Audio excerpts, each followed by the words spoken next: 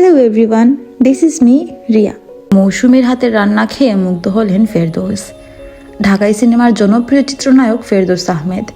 সম্প্রতি তিনি ফেসবুকে তার প্রিয় সহকর্মী মৌসুমীর সঙ্গে ঝলমলে কিছু ছবি শেয়ার করেছেন।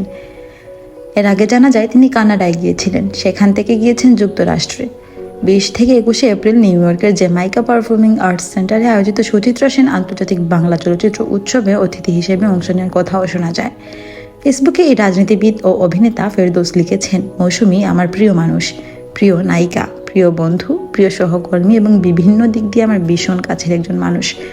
তিনি আরও লিখেন, অনেক দিন পর সেই মানুষটার সাথে দেখা নিউ ইয়র্কে কী যে ভালো লেগেছে, কী যে অসাধারণ সময় কেটেছে লিখে বোঝাতে পারবো না।